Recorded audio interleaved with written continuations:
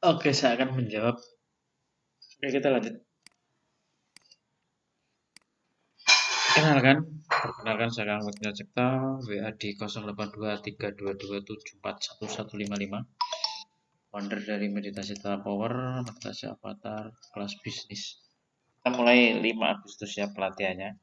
Kelas ini itu membahas tentang seluruh mindset bisnis, sabotasenya dan sebagainya sampai sampai bagaimana cara menggunakan kekuatan pikiran dengan tanpa gagal sampai bisnis modelnya ya.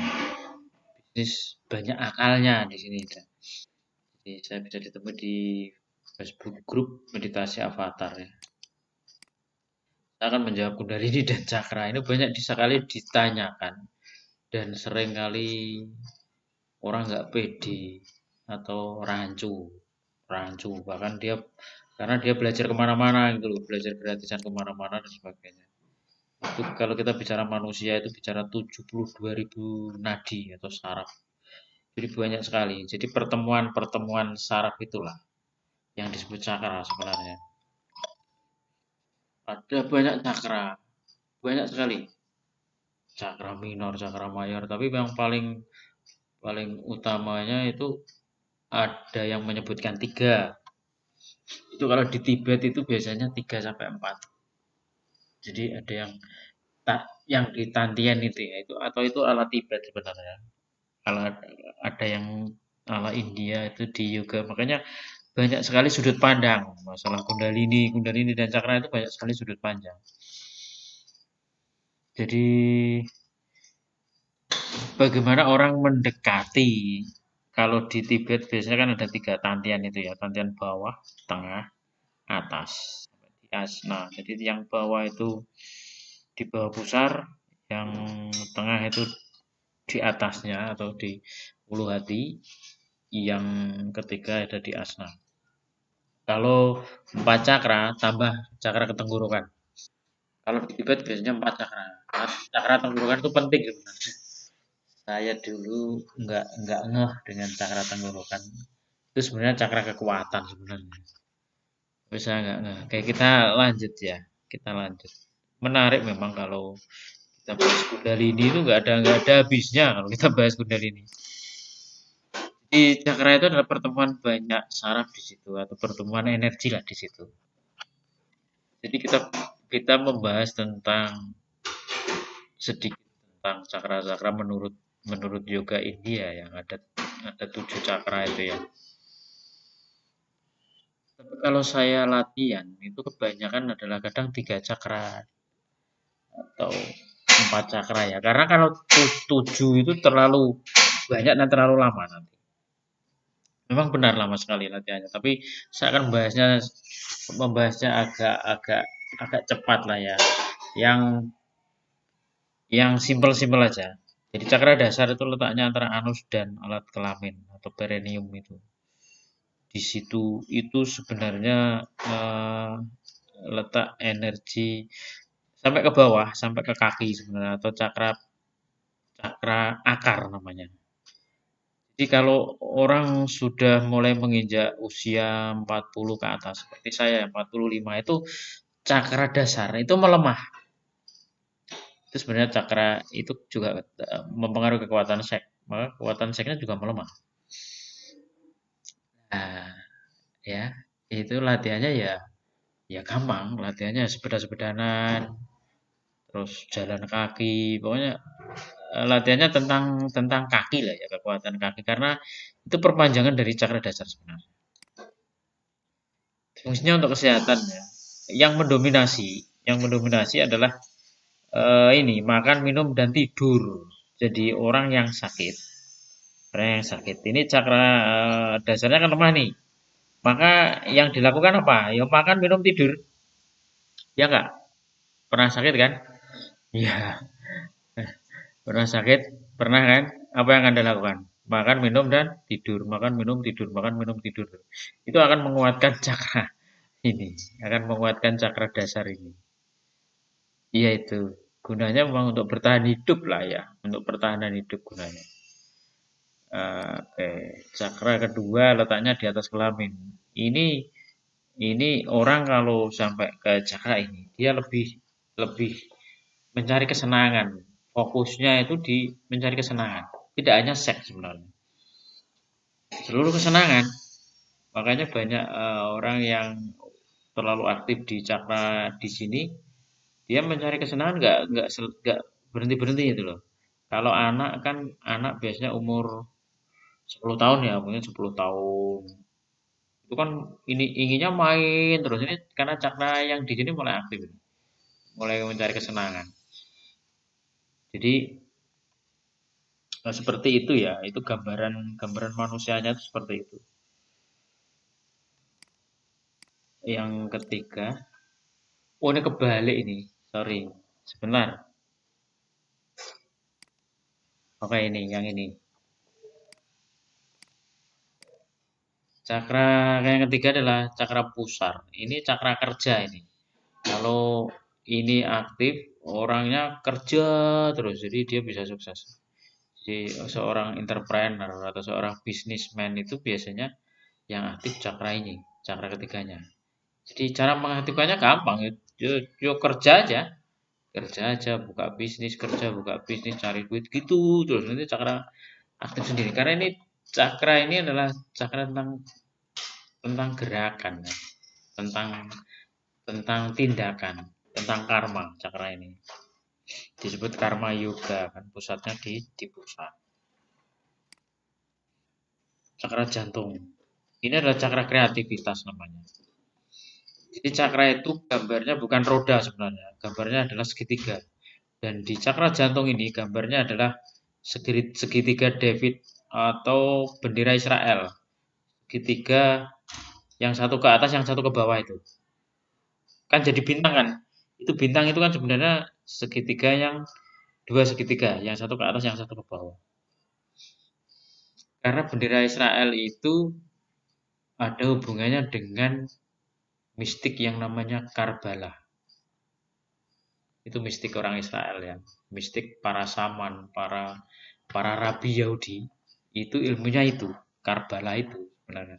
Itu adanya itu ya sebenarnya adanya di Injil mereka, di Taurat ya. Di kitab mereka lah ya.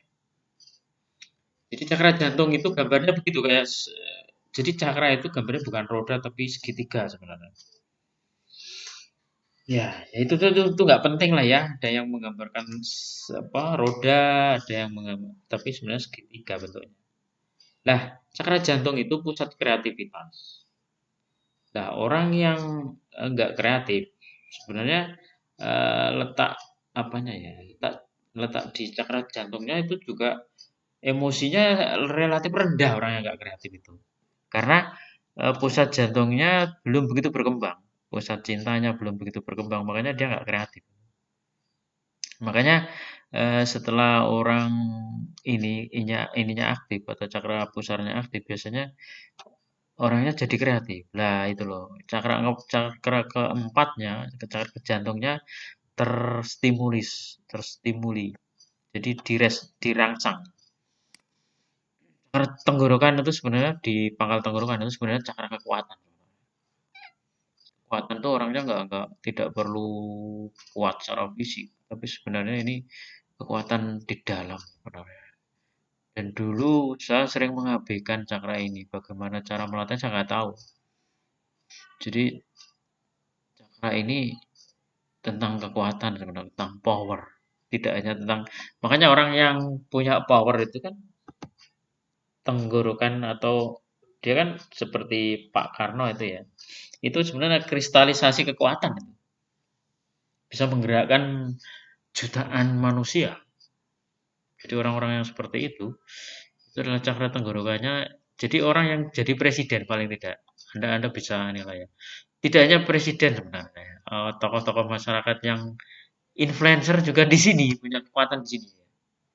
Ini termasuk saya ya, punya kekuatan. Tapi masih sedikit ya. Saya mengaruhi orang itu masih sedikit sekali. Jadi orang-orang yang jadi paling tidak presiden lah. Dia punya cakra ini yang luar biasa. Kalau Anda punya cakra ini luar biasa, karisma Anda luar biasa. Ya, karisma tentang tentang seksual, itu luar biasa. Cara melatihnya apa? Yo, jadilah orang yang kuat, nanti nanti di belakang kan ada. Cakra asna, ini cakra mata ketiga. Jadi mata kita itu nggak bisa diandalkan. Jadi cirinya adalah orang bisa melihat apa adanya lah di sini loh. Sebenarnya 1 sampai 6 itu masih ada jalannya, ada jalannya, ada yuganya lah, ada latihannya. Jadi pada saat orang masih masuk mencapai mata ketiga, dia bisa melihat apa adanya. Makanya gimana ya?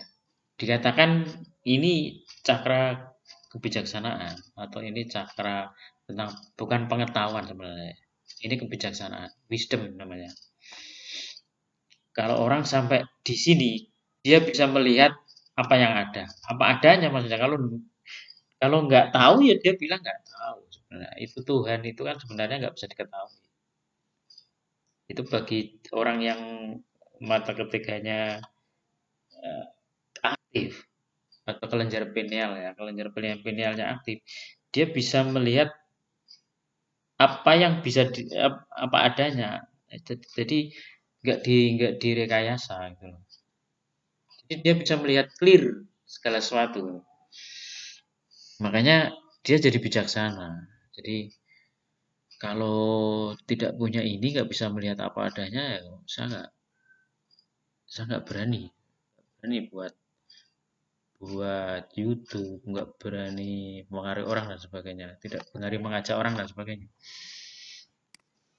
Cakra mahkota itu nggak ada jalannya, dia melampaui bentuk. Jadi cakra mahkota itu sebenarnya di luar diri sebenarnya. Kalau ini akses terhadap sesuatu yang tak terbatas. Makanya kalau orang sampai apa kundalininya atau kesadarannya sampai ke cakra mahkota, dikatakan dia mengalami pencerahan. Artinya dia pernah menyentuh sisi yang tidak terbatas itu loh. Selama ini kan pikiran kita, perasaan kita, bahkan tubuh kita semuanya terbatas. Semuanya terbatas. Dan untuk melampaui seluruhnya itu, seorang apa ya, dia harus mengalaminya dalam posisi meditasi. Dan rasanya cakra mahkota itu nggak di dalam tubuh, nggak ada di dalam tubuh. Terbatas dia. Dia ada di luar tubuh. Dia ada di luar tubuh. Dia ada di atas kepala. Kadang bukan 5 cm itu enggak ya, bisa mungkin bisa 2 meter di atas tubuh. Karena itu sebenarnya pengalaman kok. Nanti pun Anda akan mengalaminya sendiri kalau meditasi Anda intens atau meditasi Anda sering dan seberapa dalam meditasi Anda. Anda akan mengalami sendiri. Pertama kali itu harus dialami dalam meditasi dulu pertama kali sebelum itu masuk dalam pengalaman sehari-hari. Jadi pada saat untuk melampaui cakra mahkota itu nggak ada jalannya sebenarnya. Nggak ada apa ya, nggak. Itu seperti jalan yang keputus gitu loh.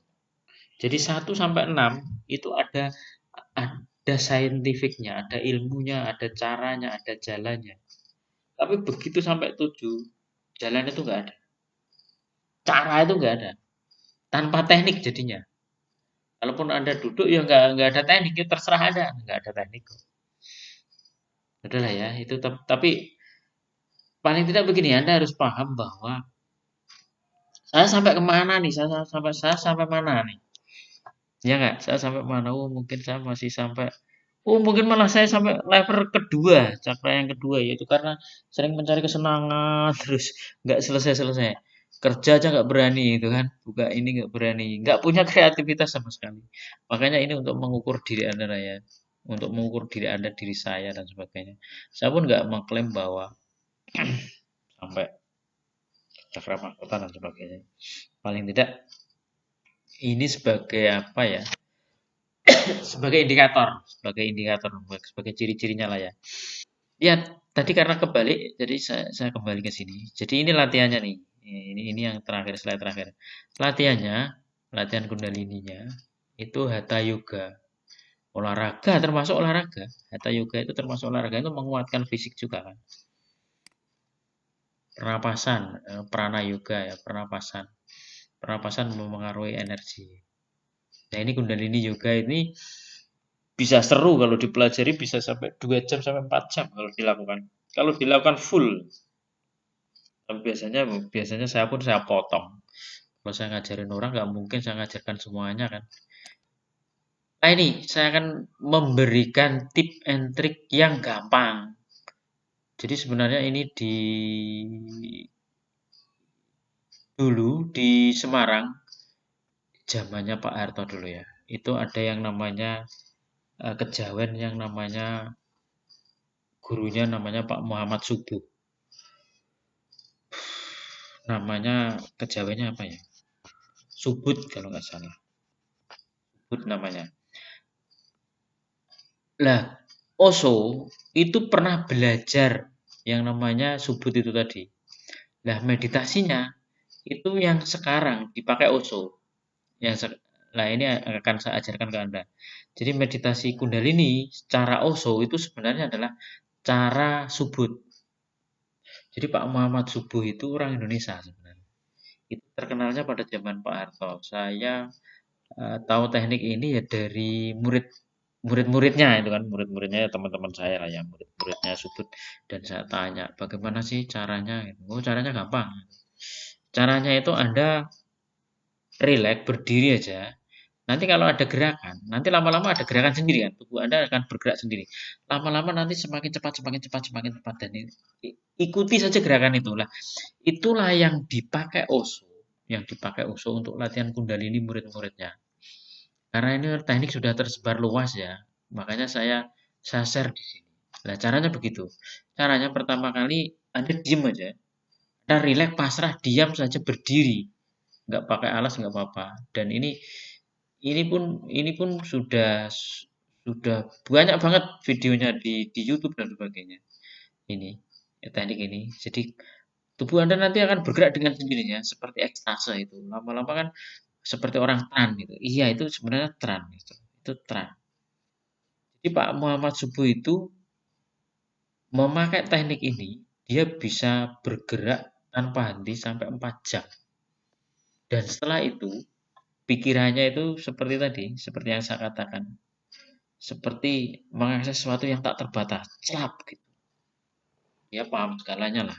Dia tahu segalanya. Makanya itu dulu kan temannya Pak Harto dulu. Nah, itu. Jadi gerakan saja tubuh Anda sampai lemas ya. Setelah itu rebahan. Lakukan saja, just do it. Atau tidak sama sekali. Karena kalau Anda, saya suruh pelatih ini ya lama kan.